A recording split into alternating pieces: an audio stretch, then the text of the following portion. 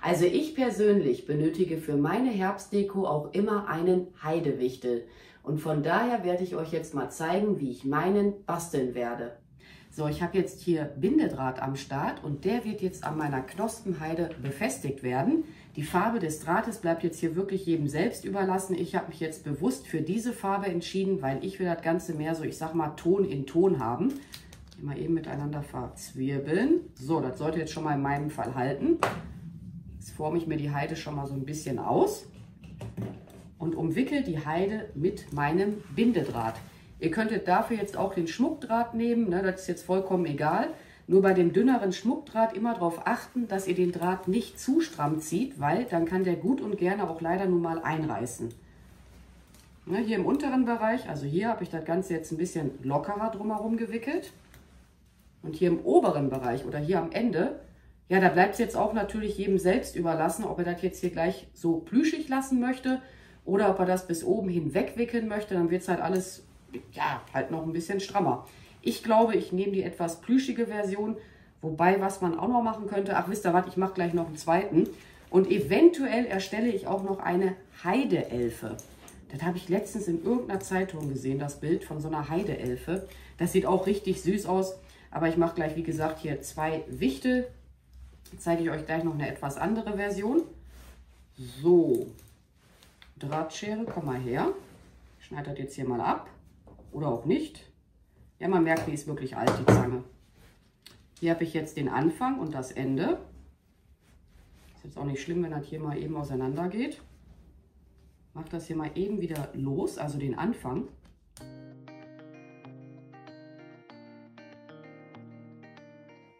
Jetzt haben wir hier Anfang und Ende und miteinander verzwirbeln. Ja, und dann könnt ihr euch auch Gedanken machen, wie ihr das Ganze weiter dekorieren möchtet. Mal schauen, ob das alles schon mal so weit hält. Ja, macht schon mal auf mich einen guten Eindruck. Anfang und Ende stecken wir jetzt hier einfach hinein.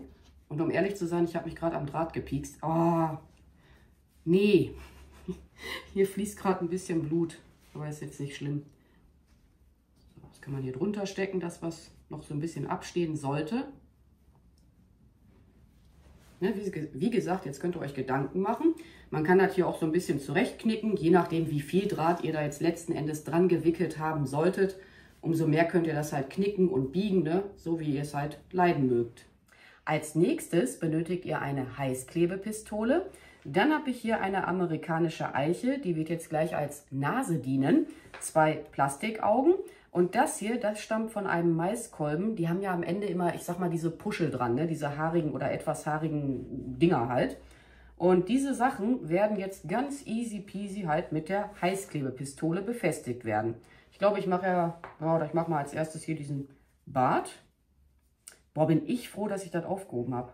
Ja, da war irgendwas noch dazwischen. Könnt ihr auch Moos nehmen. Das bleibt jetzt ja auch jedem selbst überlassen. Da habt ihr ja zig Möglichkeiten, was eure Kreativität angeht. Die wird auch nachher eingetopft werden, die Heidepflanze. Und man kann sie dann, also wenn man die Deko halt nicht mehr benötigt, wieder auseinandernehmen. Und dann kann man sie einfach auch mal zum Beispiel in den Garten auspflanzen. Also man muss die jetzt nicht einfach entsorgen. Ne, wie gesagt, könnt ihr dann einfach auspflanzen.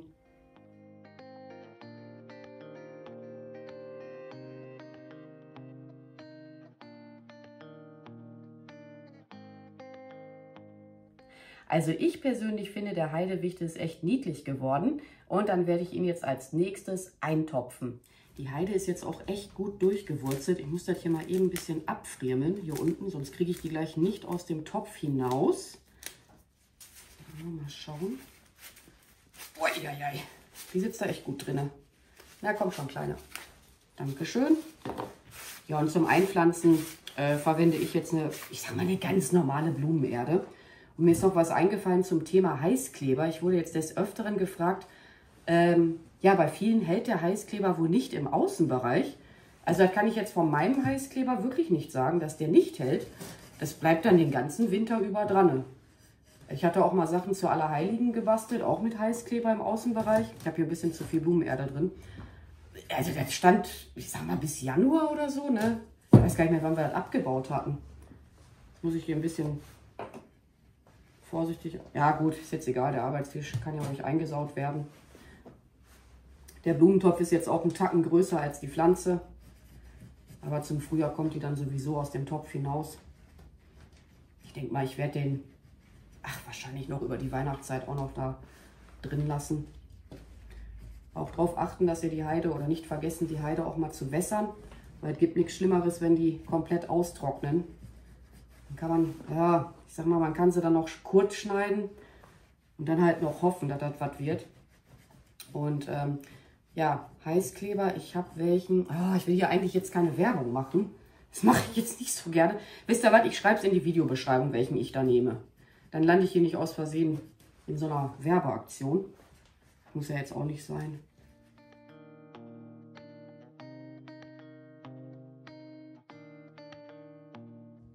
Ich habe jetzt eine Sache bei meiner Heide vergessen, und zwar die Wurzeln etwas anzuritzen. Dann können die sich letzten Endes, ich sag mal, besser entwickeln. Wenn man es halt jetzt so wie ich auch vergessen sollte, ist wahrscheinlich jetzt auch nicht ein Riesenproblem. Aber ich werde das jetzt gleich mal bei der zweiten Heide euch mal zeigen. Die wird ja jetzt erst auch zum Wichte gestaltet werden und dann wird sie auch eingetopft werden. Hier oben habe ich jetzt einen kleinen Gießrand gelassen, einfach aus dem Grund, damit halt beim Wässern die Blumenerde nicht immer hinausgeschwemmt werden wird. Ich hatte jetzt auch noch darüber nachgedacht, das hier oben mit Moos abzudecken. Lasse ich aber jetzt so, wie es ist. Ja, und dann kriegt ihr jetzt nachher einen sonnigen Standort im Garten. Fragt mich jetzt nicht, ob man die auch eine Weile in der Wohnung halten kann. Ich vermute mal, wenn es kühler in der Wohnung ist. Aber wenn es jetzt super warm bei euch in der Wohnung ist, ich glaube, ich bin mir da jetzt nicht so wirklich sicher, ob die da lange überleben würde. Mein zweiter Wichtel wird jetzt ein bisschen anders erstellt werden. Und ich kann euch schon mal sagen, als Nase verwende ich auf jeden Fall diesen Lärchenzapfen. Ja, lasst euch einfach überraschen. Und wenn es was zu berichten gibt, dann melde ich mich auch einfach mal an dieser Stelle. Aber der Anfang hier, der ist jetzt erstmal wieder genauso wie bei dem allerersten Wichtel.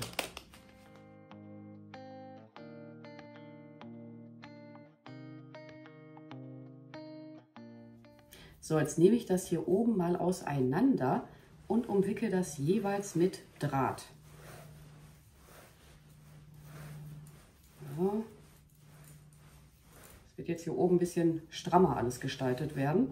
Jetzt gehe ich hier wieder zurück mit meinem Draht, halt zu dem anderen Ende. Wenn er sich jetzt mal abwickeln würde. Na, komm schon.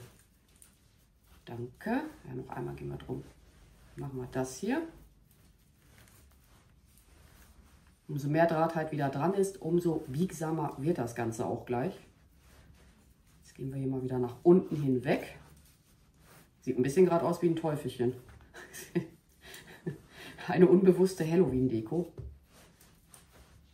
Ich wickel jetzt hier wieder zum Anfang meines Drahtes.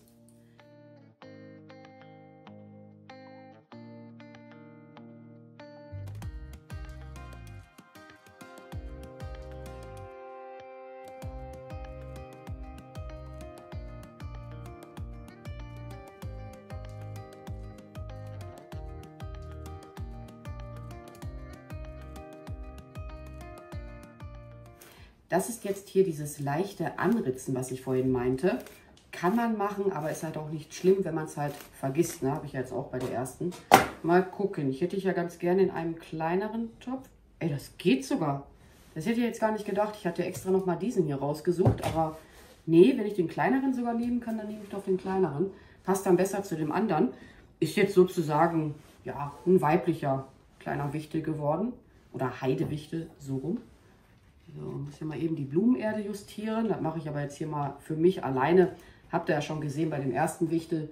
Und dann kommt für euch als nächstes diese Heideelfe, die ich irgendwann mal vorige Tage in der Zeitung gesehen hatte. Für die Heideelfe als Aufbau verwende ich diese getrocknete Mondkapsel inklusive Stiel. Und das kann jetzt aber erst beiseite, denn ich muss mir jetzt auch etwas hier von meiner Knospenheide mal abschneiden.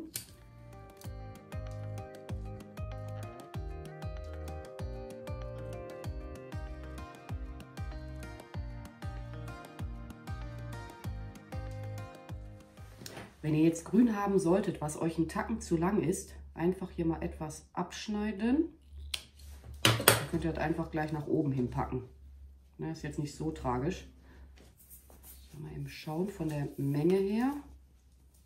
Ja, das macht jetzt schon mal einen guten Eindruck auf mich. Ansonsten halt noch mal ein bisschen was hinzuschneiden. Okidoki. Jetzt haben wir hier wieder meinen Bindedraht am Start. Wo ist denn hier der Anfang? Da. Den mache ich jetzt hier ganz oben an der Mondkapsel mal dran. Ne? So.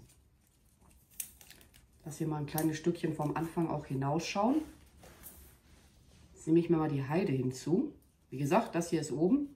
Also es kommt nach oben. Die Enden kommen nach oben, so rum. Leg die mir jetzt hier mal drauf.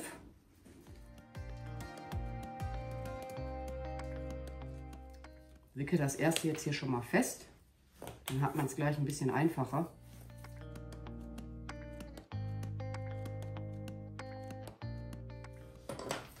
Ja, und das mache ich jetzt so lange, bis ich halt mit der Fülle, ja, soweit zufrieden bin.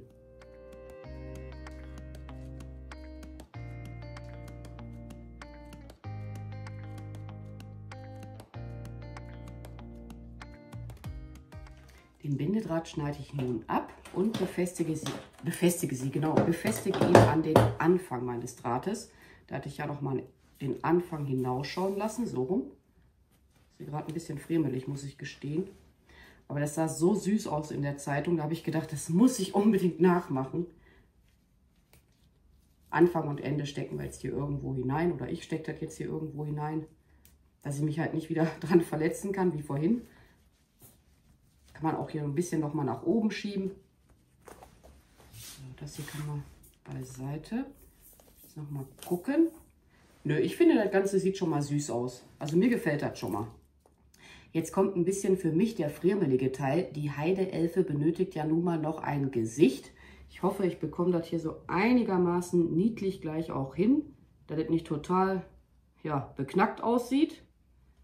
Geht mir ja auch ganz viel Mühe. Ich habe leider nur diesen Edding hier gerade zur Verfügung. Ein Feinliner wäre jetzt letzten Endes besser.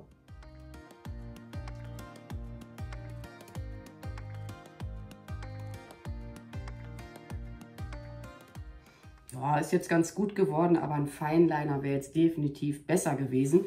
Ich bin am Überlegen, ob ich hier diese Heidereste jetzt vorsichtig hier oben mit der Heißklebepistole noch befestigen werde.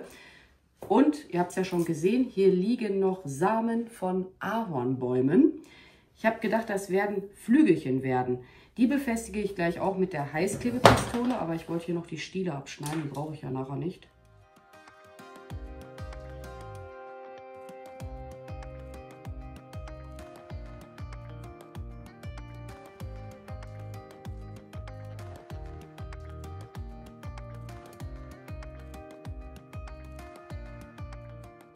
Ach, diese Flügel, die hatte ich auch noch zuvor mit etwas Goldspray eingesprüht. Aber ich denke, die sieht schon mal ganz süß aus. Zumindest finde ich das jetzt. Und das ist ja die Hauptsache, dass es letzten Endes mir selber schon mal gefällt. Also ich finde, die ist niedlich. So, ich muss hier mal eben ein bisschen aufräumen, dass ich hier gleich ein bisschen mehr Platz habe. Aber so. Ihr habt jetzt verschiedenste Möglichkeiten, wie ihr letzten Endes diese Heideelfe aufstellen könntet. Ich habe jetzt hier noch dieses alte Stück Holz und dann habe ich hier meine Bohrmaschine.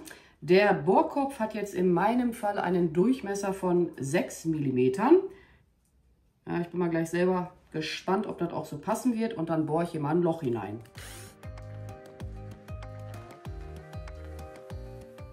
Ich glaube, das wird jetzt hier schon passen mit diesen 6 mm. Ja, aber ich denke, so lang werde ich das hier gleich nicht hinausschauen lassen. Aber mir fällt hier gerade was anderes auf. Ich glaube, ich muss das so rumlegen. Weil so rum ist das am Wackeln. Mache ich mal eben so rum. Ja, ich sag mal ein bisschen lang der Stiel, ne? Ich kürze den jetzt mal nach und nach ein. Yep, geh's mal raus. Lieber erst zu wenig abschneiden als zu viel abschneiden. Ja, immer halt peu à peu mal abschneiden und dann guckt ihr erstmal, ob euch das schon so zusagt oder halt nicht.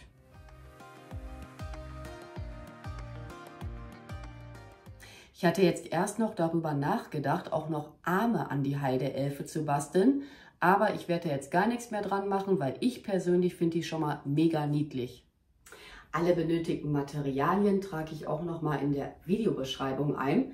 Ja, und dann werde ich mich jetzt auch einfach mal an dieser Stelle bei euch verabschieden.